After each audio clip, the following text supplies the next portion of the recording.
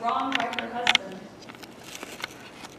Never lifting an eye, nor raising her face from the ground, she lends as deaf an ear to her friend's warning as though she were a rock or an ocean's billow, save for when she raises her soft neck and softly to herself bemoans her father dear, her home and her country, which she gave up to come hither with the man who now holds her in dishonor.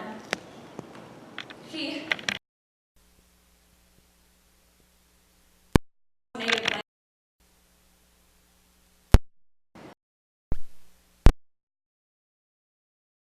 Mine own home, and those whom I need ne'er have wronged, I have made mine enemies to pleasure thee. Oh, woe is me, cast forth from this land, without one friend, one lone woman with her babes forlorn. Yea, a fine reprieve to be on thy bridal hour, that thy children and the wife who saved thy life are beggars and vagabonds. Oh, Zeus, why hast thou given man clear signs that the sham and gold, yet on man's brow no brand is stamped by which to gauge the villain's heart? Now it seems, like a good helmsman on a ship with close-reefed sails, I shall weather that brave some tongue of thine. Now I believe, since thou hast accepted all thy favors, alone of gods or men, I owe the safety of my voyage. Thou hast little wit enough, yet what a hateful thing for me to say, that the love god constrained thee with his resistless shaft to save my life. However, I will not reckon this too nicely. It was kindly done. However, thou didst serve me. Thou hast gained much from this. First, thou dwellest in Hellas instead of thy barbarian land, and thou hast learned to live by the law, not by the dictates of brute force. And all the Hellens recognize thy cleverness, and thou hast gained a name. As for the taunts thou urgest against my marriage to the princess, I shall prove to thee, first, that I am prudent herein, next chasten in my love, and last powerful friend to thee and thy sons. So only hold thy peace. Since I have here withdrawn from Iolcus, with many and hopeless troubles at my back, what happier device could I, an exile, frame, than marry the daughter of the king? It's not because I loathe thee, that for my wife, the thought that rankles in thy heart. It's not because I'm smitten by my desire in sleeping with other women, nor yet that I'm willing to vie with others in begetting many children, for those that we have are quite enough, and I do not complain. Nay, just because we, and this is most important, may dwell in comfort instead of suffering want, and that I might rear thy sons as they befit my house. Further, that I might be father to brothers of thy sons, and raise these the same high rank as uniting the family in one, until my lasting bliss. Thou indeed hast no need for more children, but me it profits to help my present family by that which is to be. Have I miscarried you? No. But you women have such strange ideas that you think all is well and good for as long as your married life runs smooth. But if some mischance occur and ruffle your love, all that was well and lovely, or you reckon as your foes. Yea, men should have begotten children from some other source, no female race existing. And thus would no evil ever have fallen on mankind. To my mind, whoso hath skill to fence with words, confident to cast a decent veil of words over his injustice.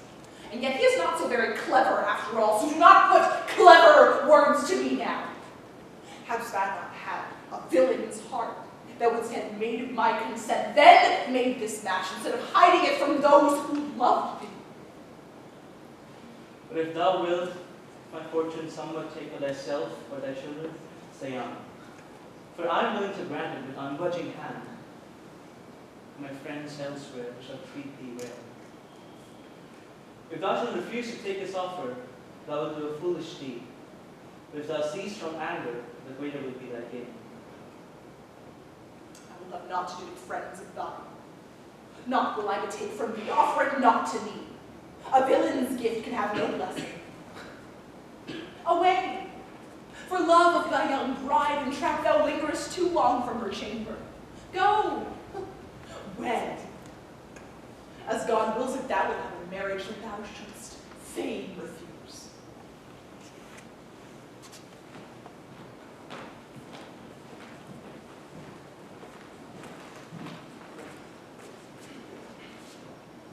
When in excess and past all limits love doth come, he brings not glory or repute to man. Never, oh never, lady mine, discharge at me from thy golden bow a shaft invincible, in passion's venom dipped. Never my compass dread, fasten on me a temper to dispute, or restless jealousy, smiting my soul with mad desire for unlawful love. I have seen with mine eyes, nor from the lips of others have I lesson learnt. No city, not one friend doth pity thee in this thine awful woe. May he perish and find no favor, whose hath not in him honor for his friends, freely unlocking his heart to them. Never shall he be friend of mine.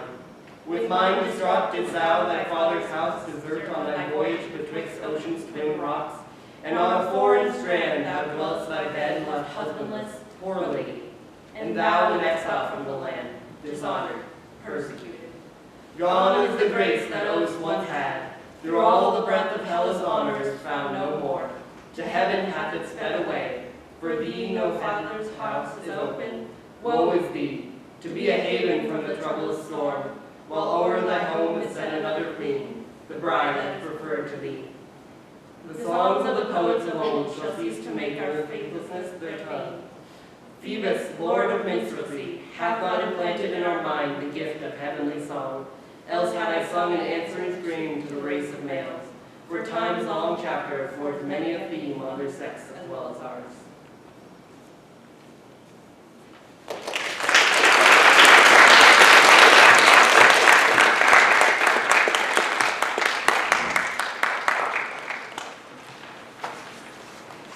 Why that one performed again? Well, when there's not some familial practice going on, it's actually quite nice. It's 72 degrees today. Gratified, vilified. Why do you know so many words for murder? Oh, you know what other play had a lot of familial bloodshed involved? What? Which one? Antigone! Antigone is one of the first Greek plays that portrayed a rebellion against authority as something noble and just, as well as one of the first to have a heroine at the center. But do you got this? You got it? You Yes. got it? Okay. Before the play starts, the Theban civil war, with opposing sides led by Oedipus and Jocastus' twin sons, Oedipus and Polynices, had been fought and resolved, ending with both brothers' death and Creon, brother of Jocasta, taking the throne. He declares that Oedipus was a hero, and Polynices a traitor. Antigone actively disregards this decree, as she sees it as against the god's will and believes that her familial duty requires her to perform the burial rites. For her actions, she is sentenced to death, leading to a series of actions that further the tragedy of this doomed family.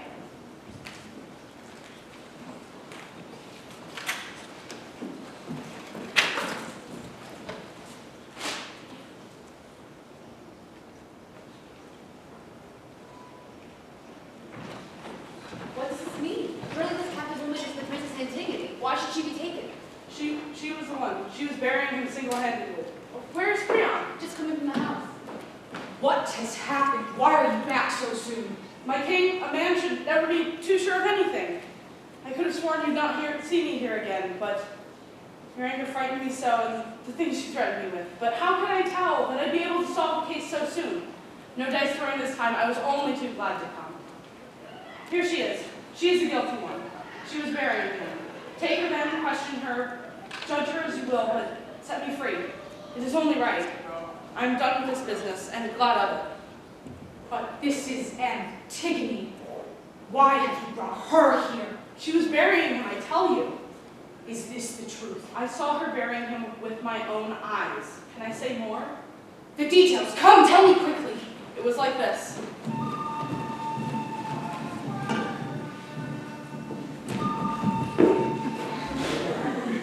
After those threats of yours came, we went back and brushed the dust away from the body.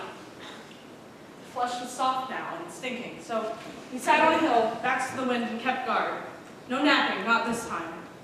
And as the long hours dragged by until the white sun was dead overhead, then suddenly a great storm of dust roared up from the earth, blocking out the sky, the tree, and the plains. In the stinging dark, we closed our eyes and endured it. It lasted a while, but eventually it passed. And then we looked, and there was Antigone.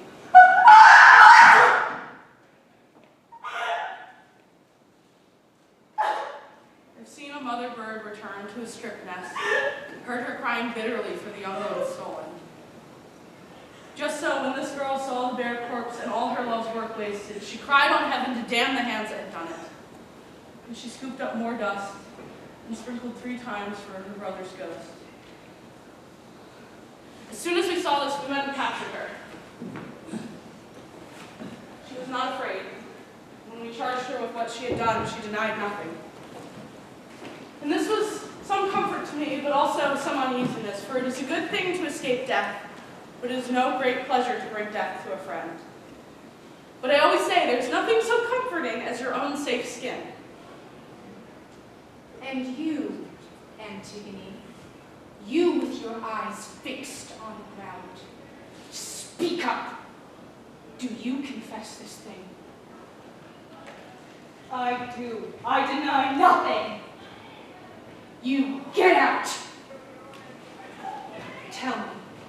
Tell me briefly, had you heard my proclamation forbidding this?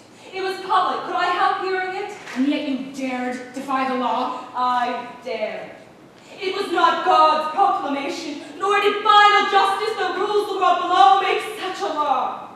Your edict, king, was strong, but all your strength is weak against the immortal, unshakable laws of the gods. They are not just now, they were and shall be beyond man, utterly and in force forever. I knew I must die, even without your decree. I'm only mortal. And if I must die now, before it is my time, then surely this is no hardship. Can anyone living as I live with evils all about me think death less than a friend? My death is of no importance. But if I had left my brother lying unburied, I should have suffered. But now I do not. You smile at me. Creon, think me a fool if you like, but it may well be that it is a fool who accused me of folly. Like father, like daughter, both headstrong, deaf to reason, she's not yet learned to yield. She has much to learn. The inflexible heart breaks first. The toughest iron cracks first. And the wildest horses bend their necks at the pull of the smallest curb. This girl is guilty of a double insolence, breaking the given law and boasting of it. Who is the man here, she or I, if this crime goes unpunished? Sister's child, or more than sister's child, or closer yet in blood. She and her sister win bitter death for this. Go, you, arrest Ismene. I accuse her equally. Bring her. You will find her hysterical in the house. Her mind's a traitor. Crimes kept in the dark cry for light. The brain convicts itself. But much worse than that is brazen boasting of barefaced anarchy. Creon, what more do you want than my death? Nothing. That gives me everything. Then I beg you, kill me. Your talking is a great weariness. Your words are disgusting to me, and I'm sure that mine seem so to you. Yet they should not be so. I should have honor and glory for what I have done. All these people here would praise me if their lips were not frozen shut with fear of you. The good fortune of tyrants, able to say and do whatever they please. You alone, of all the people of Thebes, see things that way. No, they are with me, but they keep their tongues in leash. Maybe, but you are guilty and they are not. There is no guilt in reverence for the dead. But Edicles, wasn't he your brother too? My brother, yes, by same mother and father. And you insult his memory? The dead man would not say that I insulted. He would. You honor a traitor as much as him. Traitor or not, it was his brother equally. He ravaged our country! But Edicles died defending it. Nevertheless, dead longs for the same rights the just. Creon, which of us can say what the gods hold wicked? An enemy is an enemy, even dead. I was born to join in love, not hate. That is my nature. Don't join your brothers then. If you must have your love, find it in hell. But see, as many comes, looking at sister's tears, the clouds that shadows rise raining down gentle sorrow. You too, Ismene, snake in my house, sucking my blood stealthily. And all the time, I never knew that these two sisters were scheming against my throne. Ismene, do you confess your share in this crime or deny it? Answer me. Yes, if she will let me say so, I am guilty. No, Ismene, you would not help me then, and I would not have you with me now. But now you face dangers, and I am here to join you to take my share in the punishment. Who did the work? Let the dead and the gods of death bear witness. I have no need for friends who love in words alone. Do you refuse me, Antigone? I want to die with you. I too have a duty that I must discharge to the dead. You shall not lessen my death by sharing it. What do I care for life when you are dead? Ask Creon, you're always hanging on his opinions. You're laughing at me. Why, Antigone? His joyless laughter, Ismene. But can I do nothing? No! Save yourself, I shall not judge you. There are those who will praise you, but I shall have honor too. But we are equally guilty. No, Ismene. You are alive, but I belong to death. I beg you to observe these girls. They're both mad, the two of them. One has just lost her mind. The other, it seems, has never had a mind at all. Grief teaches the steadiest minds to waver, King. Yours certainly did when you chose to assume guilt with the guilty. But how could I go on living without her? You are. She's already dead. But your own son's bride! There are places enough for him to push his plow. I want no wicked women for my sons. Oh, dearest Timon, how your father wrongs you! I have enough of your talk of marriage. Do you really intend to steal the throne from your son? No. Death will do that for me. Then she must die? You dazzle me. But enough of this talk. You there, take them and guard them well. For they are just women, but even brave men run when they see death coming.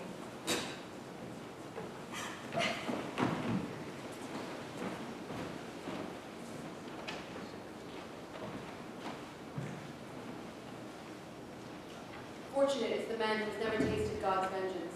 Where the anger of heaven has struck, that house is shaken forever. Damnation rises up behind each child like a wave cresting out of the savage northern gales. With a long darkness roars up onto the sea and bursts, drumming death upon the winded sand. In the ancient times, I have seen the growing sorrow loom upon Oedipus's children. Piling on the sorrows of the dead, one generation cannot free the next. Some god must cut them down. And now this last flower of Oedipus's line, that hope's been cut down by the long, bloody knife swung by the gods of death. What mortal arrogance transcends the wrath of Zeus? Sleep cannot lull him, nor the effortless long months of the timeless gods.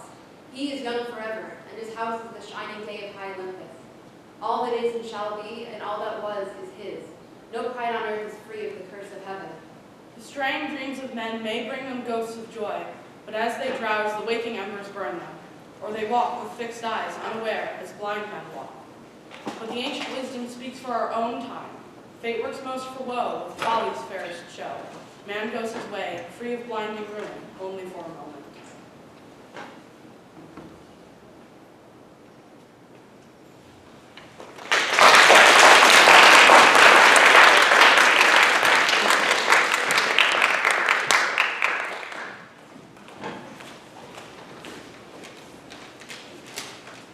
Make it a good dead body. No problem. Don't take it out of the rest. Don't take it out of the rest.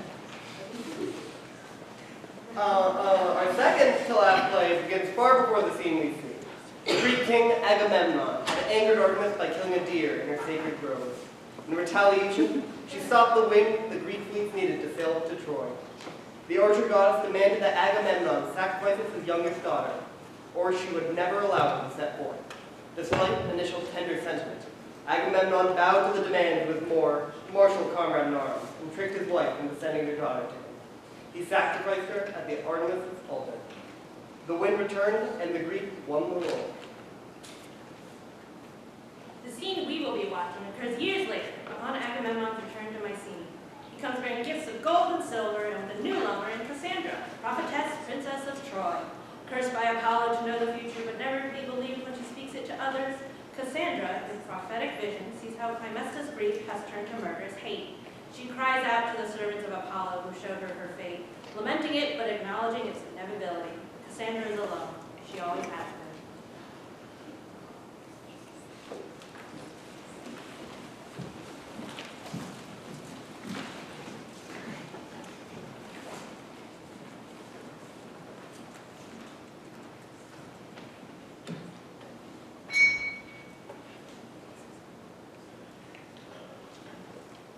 Who invented this name? Name so fitting, so right.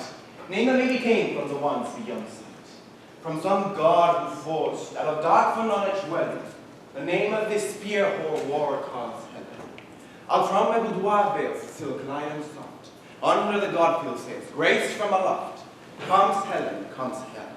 Helen, the navy wrecked, Helen, whole armies dead, Helen, the city rocked with morning's knell. And hot on her course, the many-man chase, the puddle tracks of oars fade behind the fleet race. Camouflaged by the leaf shade of Simois' shore, they arrive for the Helen maid, murderous war. Troy's troth bond with Helen, it bound Troy in truth, like a bull bound for felling by the axe of God's wrath. Sing Helen, sing Helen. Helen, the navy wrecked. Helen, whole armies dead. Helen, the city racked with morning's knell.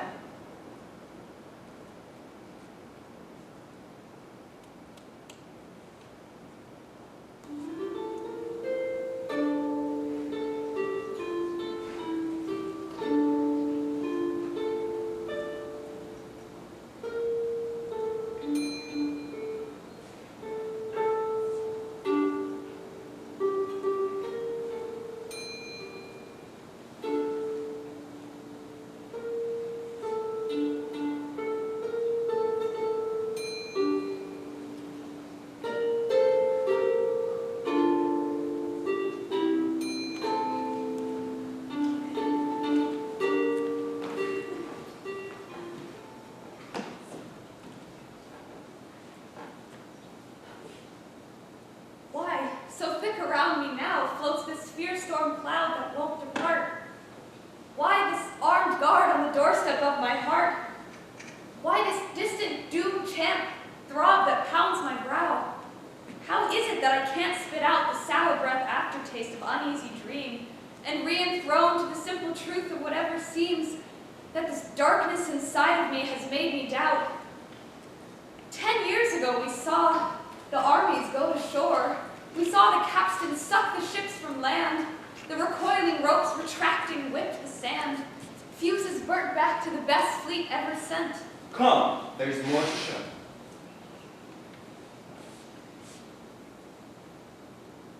You come in. I mean you, Cassandra. Kindly Zeus looks on you too graciously, for he too gives you to our sacrifice. All that we own is Zeus's, after all, including slaves. Step down from there. Your days of pride are past. Even Hercules, son of Zeus by Alcmene, was bought and sold once. He fed on the food of slaves. And since slavehood's how fate's balance falls for you, be glad that you're a slave to old nobility. Those of recent and unexpected wealth misuse their slaves in everything they do, but we intend to treat you with strict equity. The queen's book cleared you, waits for your reply. Caught as you are in a deadly net, you should obey if you understand. But perhaps you don't. Do as she says, her words your least worst good. Come down from your chair throne now, and comply. Time out here to waste with you is what I don't have any more of. For the beasts stand by, awaiting jugulation as they should. We come to sacrifice that the hopeless may come to good. If you will take part in this, then quick, comply. Oh, I will waste no more time on her mad insolence. Truly, I feel pity for her, not wrath. Descend, poor child, from your new master's chariot. Accept this fate now. Try your new yoke on. O tutoi, papoida, Apollo, Apollo. You name Apollo in your mourning. Why? Is he the god to hear a sorrow's cry? O tutoi, papoida, Apollo, Apollo. Again, illuminately, she names Apollo, the last of gods, to listen to her song. Apollo, Apollo, she abolisher, my abolisher. The wandering god destroyed me once by deserting me. To destroy me again is no difficulty. She seems to prophesy her own future pain. Slavery's come, but the god's spark is still there in her brain. Apollo, Apollo, she abolisher, my abolisher. You wandering god, where is it this time I am left by you? What is this house that you've brought me to? This is the ancest's house. But once told, do you know? If you understand speech, can you hear us say that it's so? A house the gods hate. A history that connives at in-clan massacres, heads hacked off with knives, floors that swim with kin blood, chopped down lives. The bloodhound snuffs in the paws of Session's track. She thinks to bring a tale of murders back. This is the evidence I'm persuaded by. Thyestes, the Atrids, dismembered infants cry out of the pan where their limbs and their entrails fry. We've heard about your second sentiments, but from these news we need no prophetess. Ah, what lies, crime mastery, what most claw-like miseries, extraneous evil climbing into nest here. No wrath of kin nor evil can arrest here the clansmen scattered. Her first speech our whole city understood, but this I can't get, even if I would. Woman of ill fortune, will you really do this? With good will, apply lustral water on that classic head, and then I cannot speak it, but it comes. An end in stretched cloth shuddered. Not clear yet, her words riddled and blind. Confused predictions to my confused mind. Hey, papai, what set is this? The fish mesh trap of death. The bed partner, the co-slaughterer is the net. Oh, let limitless disorder howl its glee, gloat against the clan's offerings infamy. What is this dark angel that you so long to see, raising her triumph cry over this family? Your words bring night, just as sinking warriors let the saffron blood fear at every breath. How swift in onset all disaster is. Look, watch, keep back the bull. His herd cow traps him caught in his own robe that hidden sword, horns with black device, strikes so he falls down where the waters fill. I tell you of a death snare bath that kills. I do not have the prophet interpreter's skills, but from this even I can shape some man. What else do we ever hear from prophecies? From every seer's words, pure ill and gloves the anxious hears. Fierce flame blown fool. Fate? Chance? World? What have you done to me? My own destructions mixed into what I lament. Why then do you bring me here in misery to die together with him? Is that what's meant?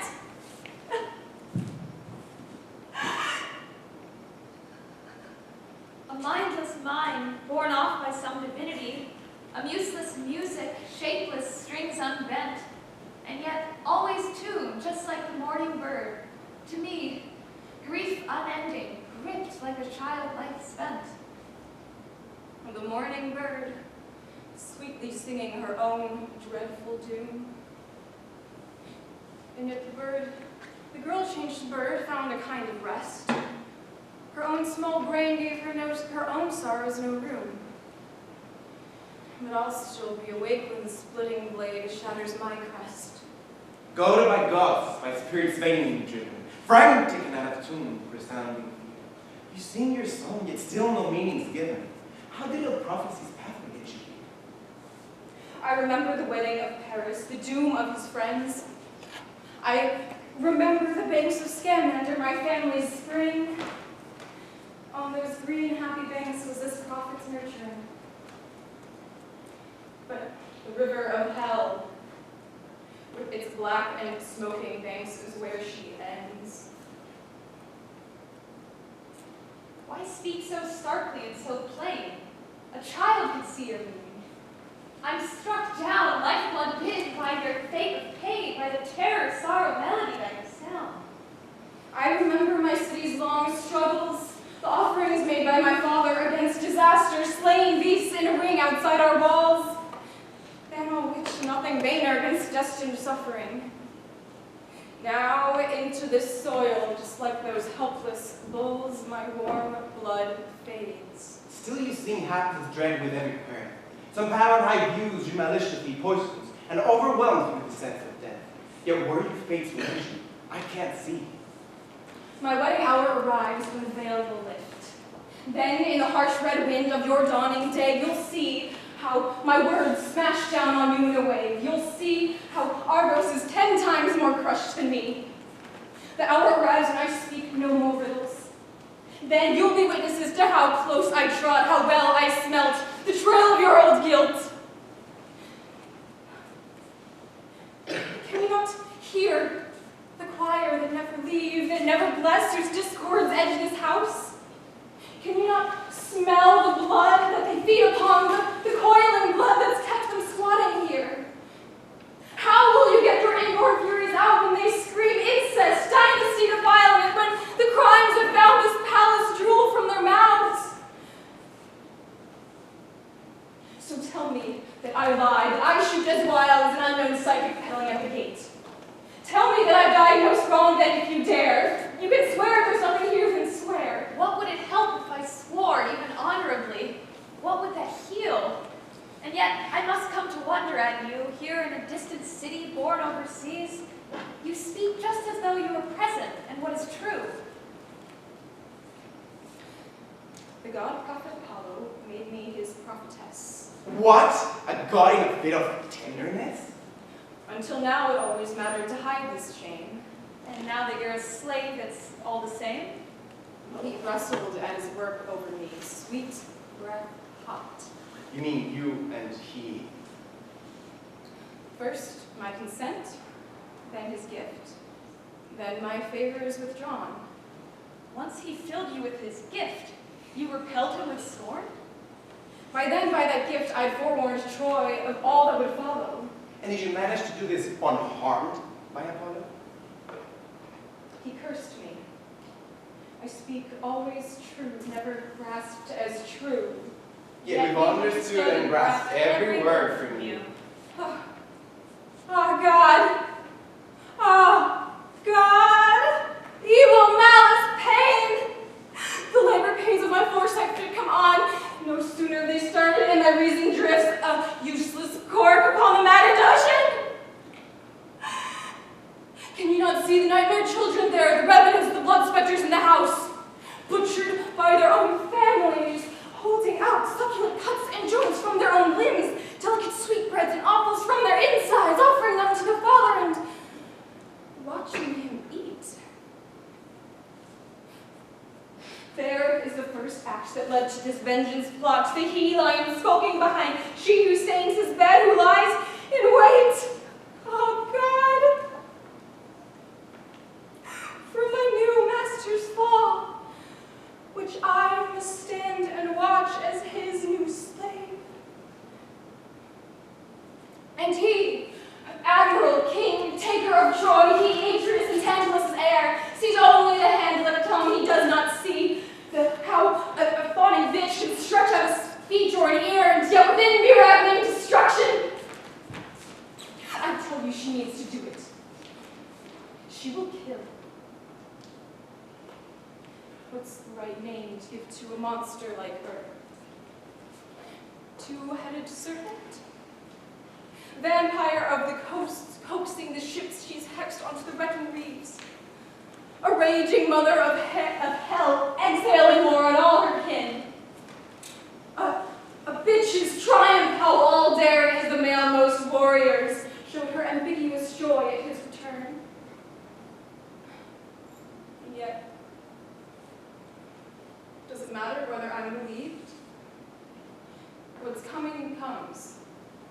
And you who will witness it will have your pain to show how much truth I hit. I got the bid of feast is feast. I cannot father that mid-nature, knowing as I do, that it's not made up. The rest of what she said, I can't keep up. The rest was, you'll see, Agamemnon's death. Poor girl, you're mad. Save your blaspheming breath. You think a bandage smothering this will heal it? I won't be where I blow until the fates deal it. Trust in your fates, then they trust in their blades. They? By what man do you say this crime is made? What man? You say you grasped every word from me. It's just what trick you choose that I can't see. Didn't I say it in Greek? It was not Greek enough to me. Well, Paula's prophets speak Greek, but still Delphically. Ah! Oh, the fire! Oh, the fire that comes over me! Oh, Apollo! Devouring wolf! Oh, the pain you send on me! She is the lioness. She is the savagery. When the lion's away, she's the bed company of the devouring jackal. Does nobody see? Her potion's made. One ingredient is death for me. So hear this she boast, as she whets the knife for he. That death is the price for his triumphs, including me. So, why stand I to be laughed at in clothes of prophecy, with Apollo's necklace and staff of augury? So these meet their end! Before my end arrives for me, to hell with you all! Thus your fault re-avenges me. Apollo's ruin can now hoard ruin for some other she. Ah! I am divested, defrocked, disrobed. And he does this to me. As he just watched while these robes brought me mockery, as he just watched while his truths in my prophecies destroyed every bond between me and my family, destroyed, so they cast me out, wandering in penury, destroyed, so they shut me out, dying in poverty. And now Apollo the prophet forecloses on me and devises a fate that bristles lethality. Instead of the fatherland altar, awaiting me is the blood-soaked chopping block of the slaughtered heap. And yet, our deaths will not go unavenged from on high. Our killers will pay to the one who I see draws nigh. The price for his father's life is his mother must die. Fugitive exile under a hostile sky, he will return, and in his returning, I see the capstone action of this clan's frenzy to die. For an oath has been sworn to the powers hidden on high, that the bait for his trail is to find where his father's corpse lies. But why should I wail as though others would pity me? These are the eyes that saw out Troy's tragedy. Now the deaths of Troy's killers is what they see. These are the gods' black mercies, and they await me. The door of this house is the threshold of death for me.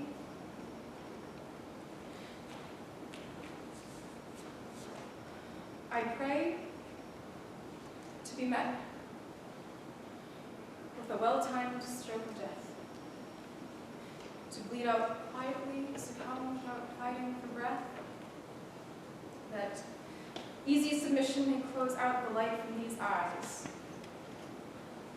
So much you have suffered. So much you have learned from it. So much you have seen. Yet seeing the truth of it, the truth of your coming death, how can you just go like an ox to an altar of bloodshed that you foreknow? My clock has run out. There is no further point in flight. Do not condemned eyes open wide to cram in their last light? My last light is now. What use is there in running away? I admire your courage, your steadfastness, Fontaine. When someone's being butchered, that's what the spectators say. But are humans blessed who thus greet their dying day? Oh, my father. Oh, my dead father and all his dead children. What mind-knowledge is this that makes you spit and half? The palace stinks. It stinks of dripping blood. It's just a scent of our offerings to the gods. It washes over me like the bad breath from a tomb. What does the sacrifice incense fume? This is no sparrow reflex. No flight because others fled. After they've killed me, don't forget what I've said. That for my woman's death, another woman dies. Another man's blood will pay for this man mislived.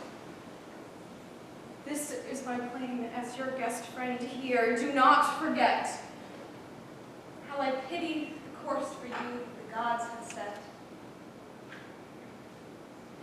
one last word for a funeral. One last song for my own. I pray to the sun, to the last sunlight I'll ever see,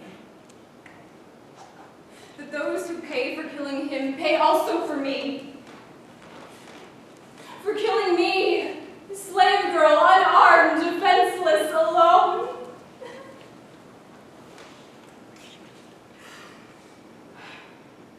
Oh, human life. Oh, life. The happiest man of all is nothing more than a shadow on the wall, and the woman whose agony fills her life's short day, one dance lunged at with all of her away. And this, more still, brings the endless beyond.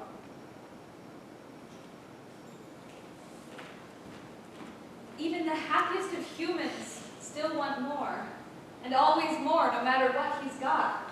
Offer further wealth to any house of note, and not one will refuse, saying, we want no more. Our blessed ones above gave our King Troy, and brought us back to him, divinely crowned.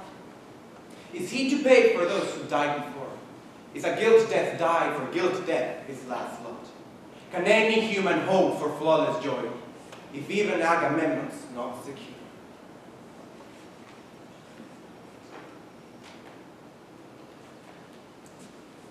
And now, in my own house, you strike me down. 2 times, and out of time, my blood is out.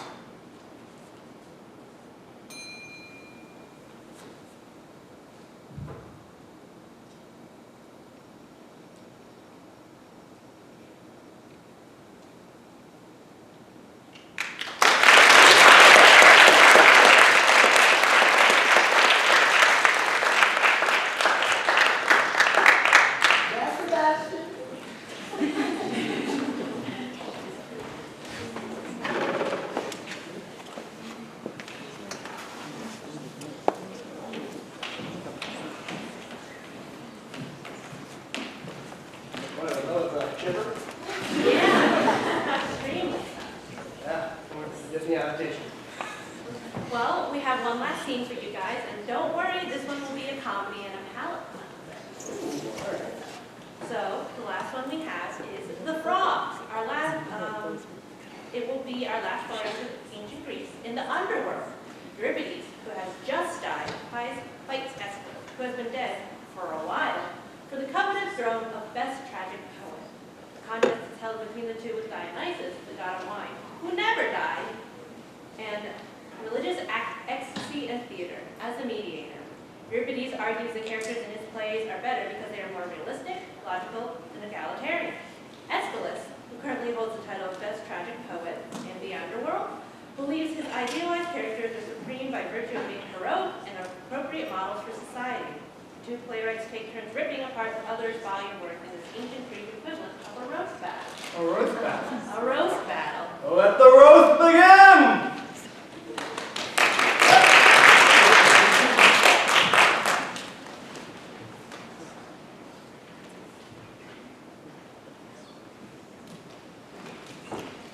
I refuse to let go of the throne. Stop lecturing me. I claim that I am better than him in his art of arms. Why on the silence, Aeschylus? You hear what he says. He'll start with his supercilious pose. It's the kind of pretentious bluster he used in his plays. I suggest, my man, that you tone down your words a little. I know what he's like. I saw him through long ago. He's the kind of poet who makes his characters wild and willful. His style's unhurt, unruly, devoid of slickness, verbosely vaunting its guard. How dare you!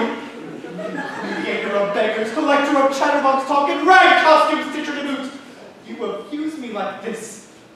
You won't get away with these words! Please, Aeschylus, stop. Don't let your intestines become inflamed with choler. I have no intention of stopping until I've shown the effrontery of this poet whose heroes are cripples. Bring out black sheep, my slaves. Bring out black sheep.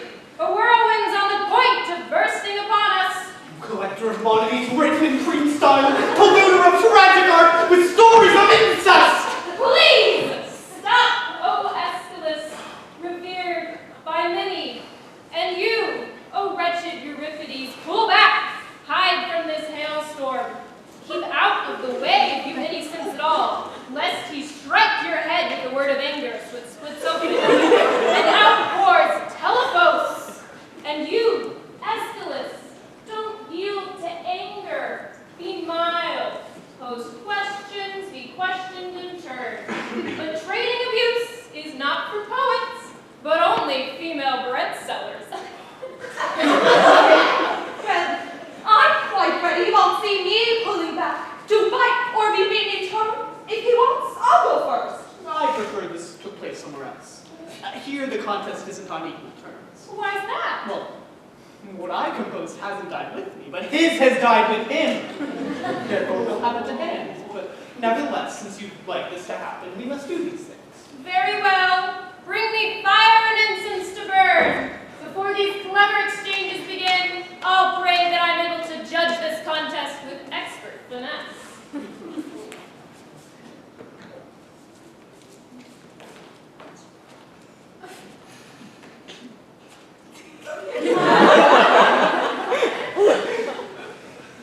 You two must pray as well. Oh, Demeter, grant me the power to see what your mysteries teach. You've nourished my mind. Oh.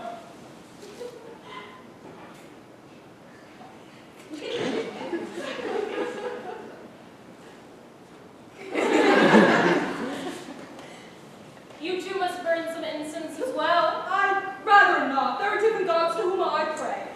You have personal gods? I certainly do.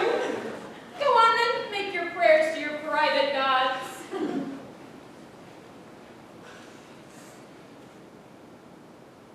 Oh, Aether, where I pasture astuteness and pivoting tongue, nostrils keen to follow the scent. Help me refute my opponent in all ways. Now it's time to deliver your speeches. Be sure to adopt a manner that's full of wit and straight to the point, and avoid repeating cliches. Well, in regards to myself and the kind of poet my work reveals me to be, I'll come to that at the end of my speech. But begin by exposing him. I want to prove what a fraudster he was in the leader. He kept on duping those stupid spectators. At the start of his work, he liked to produce a veiled figure to just sit on stage. He wouldn't reveal their masks, but use them purely for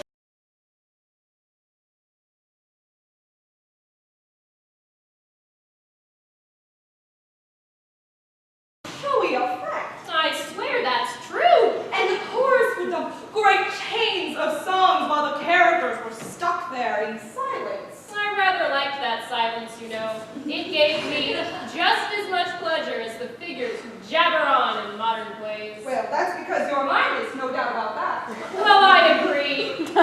Why do you do it? Pure fraud. He wanted the spectators to sit there on tender hooks, not sure whether Niobe's voice would emerge. Meanwhile, the play plodded on. Oh, the wicked old crook! And there I was, taken in by his fraudulent tricks. But why all this twitchy and peevish movement? And after half the play had passed, he would give his characters each 12 huge words, each as large as an ox, words that no one understood.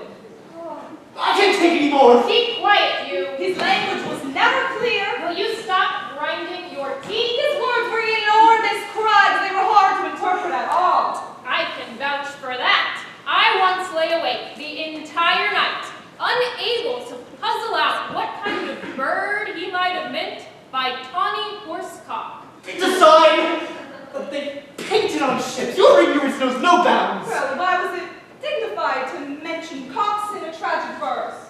You ignorant wretch, what about what you composed? Well, I never mentioned horsecocks for sure. When I took over the tragic art from you, I found her condition unhealthily bloated from constant bombast, all swollen with ponderous language. So, straight away I removed that excess weight and filled her with juice of rambling speech from the books I own. I never just talked what I liked nor heedlessly jumbled my words. Instead, the character first on stage would start with a direct ancestry of the plot. Which was bound at least to be better than yours. I would never let my characters just be idle. So, masters, maidens, wives, slaves, and old women too, they all spoke the same. Well then, surely you deserve to die for such recklessness. This way of writing was democratic. I wouldn't pursue this line, old chap. It's not a direction of argument that promises well for you. Moreover, I taught the people to chatter away. Yes, too true. And to think, to observe, to comprehend, to wriggle, and always be crafty. Too true. And I staged domestic affairs too, the kinds my spectators would know well. So, if I had done anything wrong, they would have found fault with my artistry. I didn't like you employ pretentious bluster to distract their minds from serious thought. You can tell us apart by the kinds of men who are products of his plays and mine. His are all trumpets and lances and long beards, the kind who rip trees with their teeth, whereas my disciples are clever and quick-witted, like Theramenes, for example. He always escaped danger with a lucky throw. For him, nothing dicey could ever go wrong. That's the sort of cognitation I introduced into the lives of these people by making reasoning a part of my art, and inquiry too. Now, the people are able to thoroughly grasp the manner of all things. Yes, I swear by the gods we've reached this point. In the past, we were all mindless dimwits who sat there like nincompoops. Now, oh, first of all Greek poets who built a mighty tower of words that adorned a realm with tragic nonsense, be bold and spout your speech, but be certain of this. Do not let anger seize hold of you.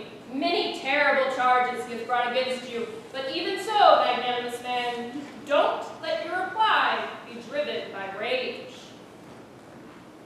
Just answer me this.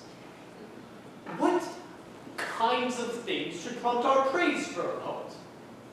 Sophistication and moral advice. It is our task to improve the lives of all the people in the cities of Greece.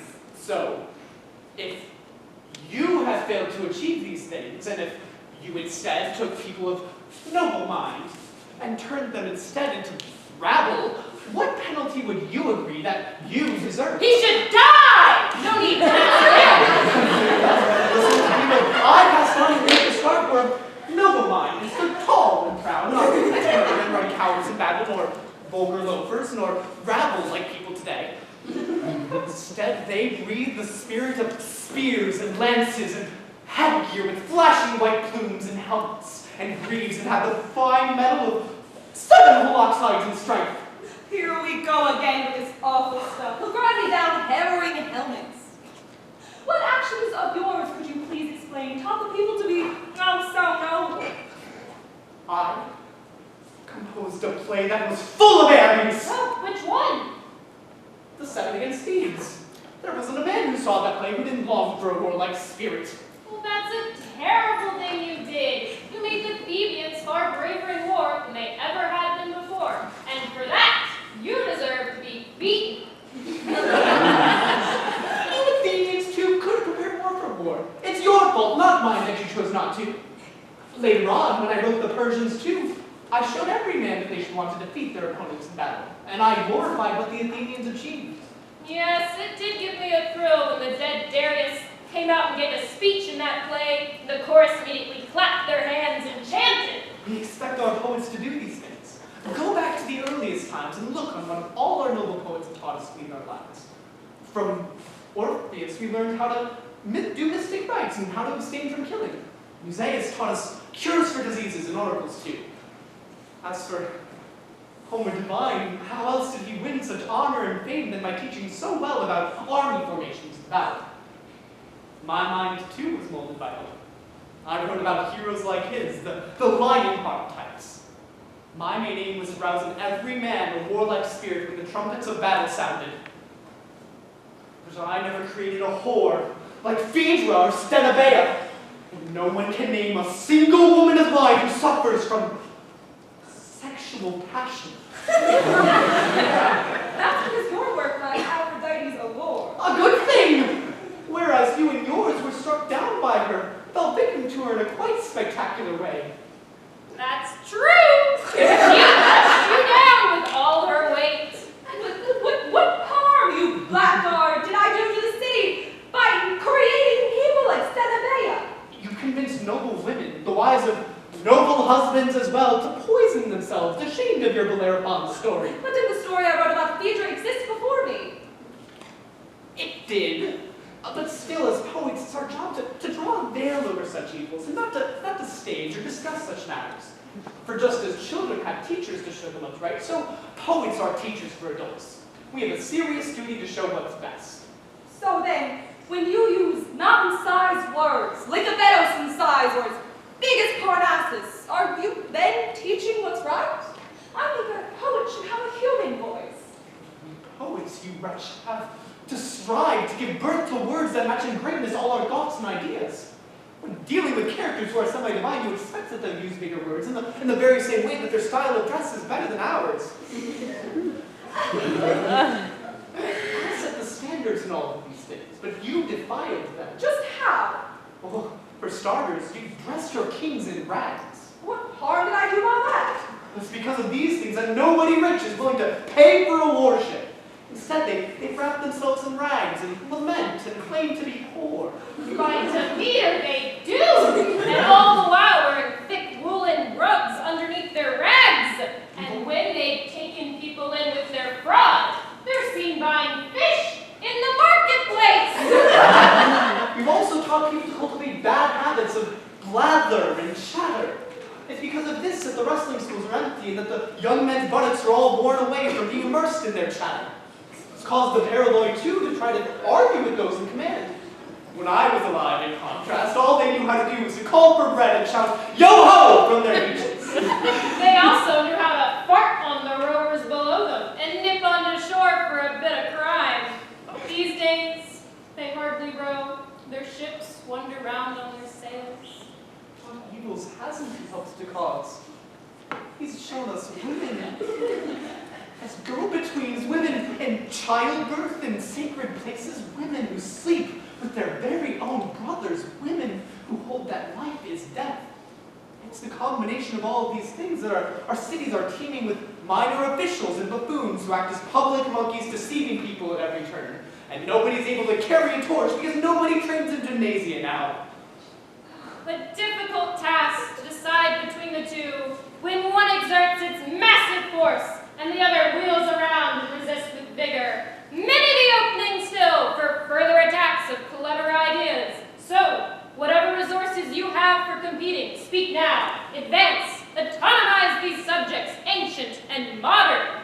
But, lest you both be afraid that stupidity may prevent the minds of these people from grasping the subtleties that you speak, feel no anxiety. These people are old soldiers now. Their nature is strong, and their wits are whetted. So, feel no fear about that. Launch an all-out attack in confidence that these are clever spectators.